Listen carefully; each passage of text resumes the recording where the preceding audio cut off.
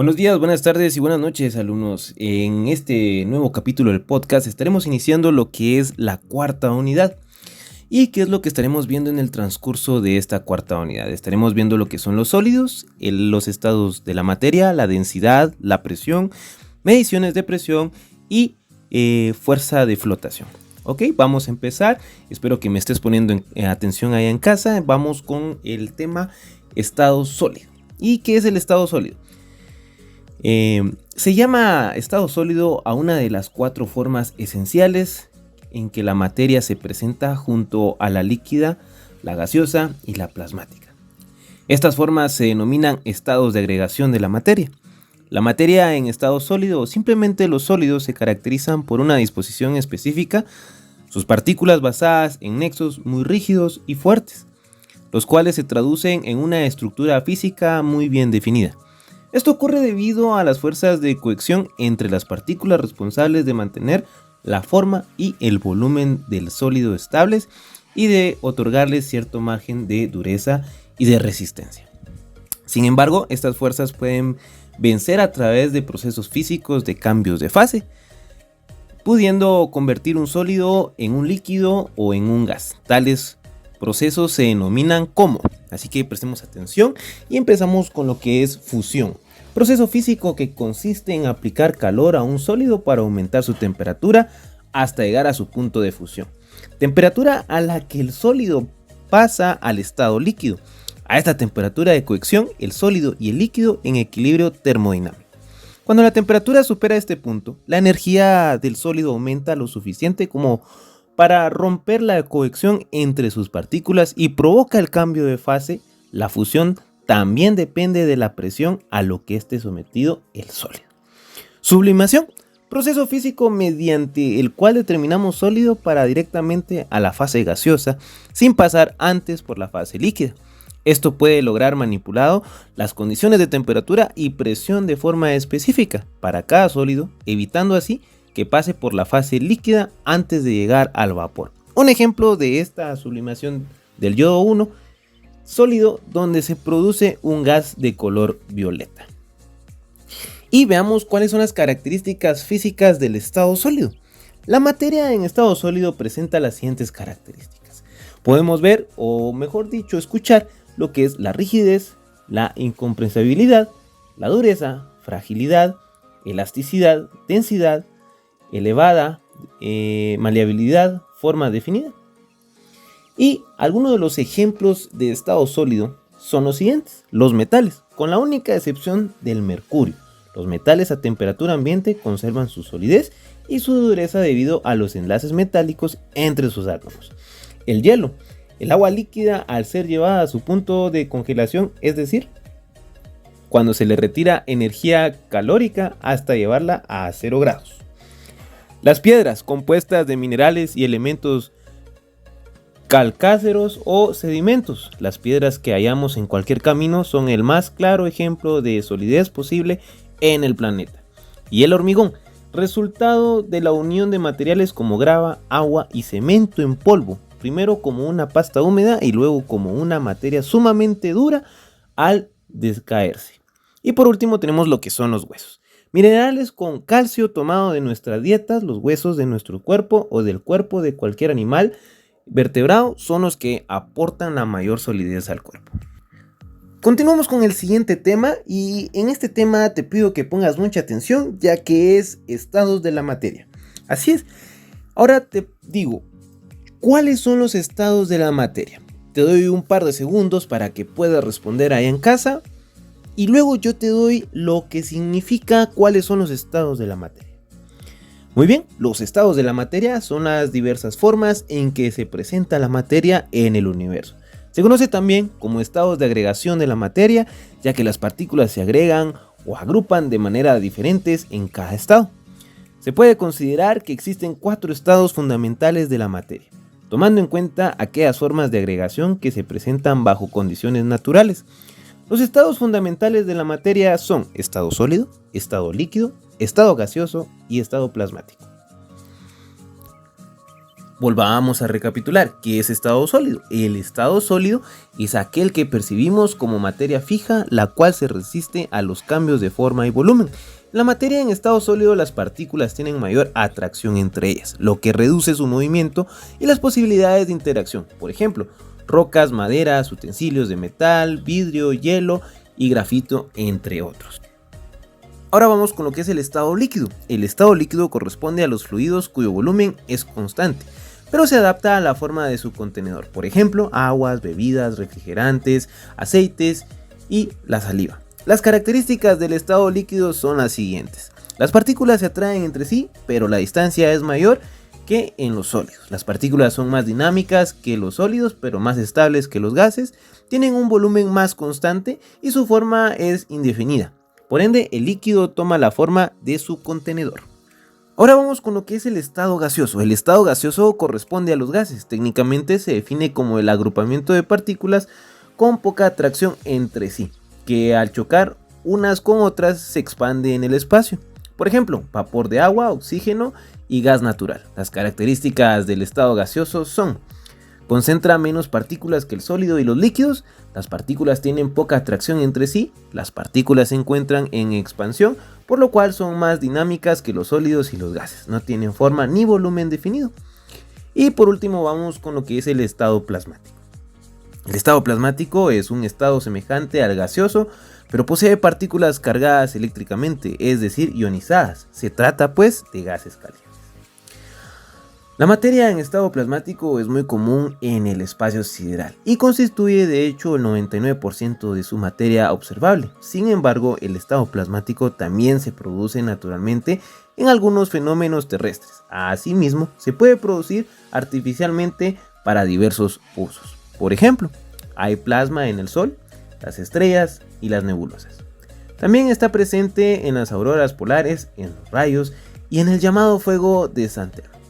En cuanto a su producción artificial, algunos ejemplos son los televisores de plasma, los tubos fluorescentes y las lámparas de plasma. Las características del estado plasmático son las siguientes. Te pido que prestes mucha atención porque esto te ayudará para una mejor comprensión del tema. Las características del estado plasmático son: carece de forma y volumen definidos, sus partículas están ionizadas, carece de equilibrio electromagnético, es buen conductor eléctrico, forma filamentos capaz y rayos cuando se expone a un campo magnético.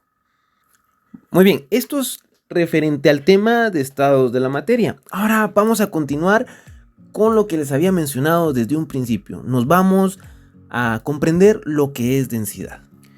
Entonces te hago la pregunta ahí en casa: ¿qué es la densidad? Te dejaré un par de segundos para que puedas responder y luego yo te indicaré lo que queremos comprender con densidad. El término densidad proviene del campo de la física y la química. Alude a la relación que existe entre la masa de una sustancia o de un cuerpo y su volumen. Se trata de una propiedad intrínseca de la materia, ya que no depende de la cantidad de sustancias que considera. La densidad, propiedad que habitualmente se expresa en kilogramo por metro cúbico o gramo por centímetro cúbico, varía en mayor o menor medida en función de la presión y la temperatura y también con los cambios del estado. Debido a la poca cohesión entre sus partículas, por lo general los gases tienen menor densidad que los líquidos y los líquidos tienen menor densidad que los sólidos. La densidad de la materia se asocia a menudo con la historia del filósofo griego Arquímedes, a quien encargaron la tarea de determinar si la corona de su rey había sido forjada usando oro puro o si había sido hecha de una aleación con otros metales. Durante un baño de inmersión, Arquímedes se dio cuenta de que podía calcular el volumen de la corona sumergiéndola en agua y midiendo el desplazamiento del líquido sin tener que fundirla o romperla, y que conociendo la densidad del oro, que es una constante, podía luego pesar la corona y determinar, usando la fórmula, si se trataba de oro puro o de una aleación. La densidad del oro habría variado al mezclarlo con otros metales, aunque existen excepciones. Por lo general, al aumentar la temperatura disminuye la densidad. La densidad se puede definir de varias formas. Y es que la densidad o densidad absoluta es la relación entre la masa y el volumen de una sustancia, ya sea sólida, líquida o gaseosa, y se representa por la letra griega ρ. La densidad relativa es la relación entre la densidad de una sustancia y la densidad de otra sustancia. Y por último, la densidad aparente. Se aplica a materias porosas que pueden tener aire u otras sustancias incorporadas entre sus poros. Se calcula de manera similar a la densidad, pero hay que agregar la masa de aire de la sustancia que ocupa los poros. Bien, este es referente al tema de densidades. Recuerda que lo que acabamos de comprender es para que tú puedas mejorar esos conocimientos que necesitas aplicar en clase. Ahora vamos con lo que es presión. Así que volvemos con las preguntas. ¿Qué es la presión? Y la presión es una magnitud física y escalar representada con el símbolo P, que designa una proyección de fuerza ejercida de manera perpendicular sobre una superficie por unidad de superficie. La presión relaciona una fuerza de acción continua y una superficie sobre la cual actúa, por lo cual se mide en el sistema internacional en pascales, equivalente cada una a 1 newton de fuerza actuando sobre 1 metro cuadrado de superficie, y en el sistema inglés en cambio se prefiere la medida de libras por pulgada. La materia comúnmente está sometida a distintas presiones. Por ejemplo, un gas dentro de cierto volumen ejercerá mayor presión si se le aumenta la temperatura. En general, los cambios de presión a los que se somete la materia pueden obligarla a cambiar de estado de agregación, es decir, pasar de gas líquido, por ejemplo, como se suele hacer con los gases hidrocarbúricos. Otras unidades de medición de la presión incluyen el bar, la atm o la atmósfera, el torr y los milímetros de mercurio. El aparato diseñado para medir la presión se conoce como tensiómetro. Y dentro de lo que es la presión existen tipos de presión. ¿Cuáles son estos tipos de presión? Tenemos lo que es la absoluta, la atmosférica, la manométrica, la hidroestática o hidrodinámica. Muy bien, hemos visto lo que es la presión. Espero que este tema haya quedado bastante claro y que te ayude como un refuerzo para tu curso y que lo puedas comprender de una mejor manera. Ahora, regresando a los temas de la cuarta unidad, habíamos hablado de otro tema muy especial que son las mediciones de la presión. Vamos con el siguiente tema, que es medición de la presión o medir la presión. Para medir la presión se usa una variedad de dispositivos que van desde medidores de aire para neumáticos hasta tensiómetros. Para comprobar la presión de fluidos se usan habitualmente otros tipos de manómetros como los manómetros mecánicos, y en esta sección exploraremos algunos de ellos. Cualquier propiedad que cambie con la presión de forma conocida se puede usar para construir un manómetro. Algunos de los tipos más comunes son los extensómetros, los cuales usan el cambio de forma de un material. Con la presión, los manómetros de capacidad, los cuales usan el cambio de capacidad eléctrica debido al cambio de forma con la presión. Los manómetros piezoeléctricos, los cuales generan una diferencia de voltaje a través de un material piezoeléctrico con una diferencia de presión entre los dos lados. Y los medidores de iones, los cuales miden la presión mediante la ionización de moléculas en cámaras altamente evacuadas. La diferencia de los manómetros son útiles en diferentes rangos de presión y en diferentes situaciones físicas. Algunos ejemplos son los siguientes. Por ejemplo, tenemos lo que es el manómetro, el barómetro, que nos ayudan a tener la medición de la presión. Y ya por último, en los últimos temas de esta sección de la cuarta unidad, nos vamos a lo que es la fuerza de flotación. Así es, y nos dice que la fuerza de flotación es la fuerza boyante. La fuerza de flotación o fuerza de empuje es una fuerza que apunta en dirección contraria a la gravedad y que actúa sobre cualquier sólido que se encuentre parcial o totalmente sumergido en un fluido, sea este un líquido o un gas. Esta fuerza fue descubierta y caracterizada por primera vez por el matemático físico e ingeniero griego Arquímedes en el siglo III a.C. y según cuenta la historia fue la causa del famoso grito de Eureka, que tanto caracteriza al mencionado erudito helénico. A pesar de que no tiene el mismo origen, podemos pensar en la fuerza boyante como la fuerza normal que ejercen los líquidos y otros fluidos sobre los cuerpos con los que entran en contacto. Muy bien, hemos llegado al final de estos temas de la cuarta unidad. Esperamos que te sirva y recuerda seguirnos en nuestras redes sociales. Esperamos que en esta cuarta unidad te vaya de lo mejor posible.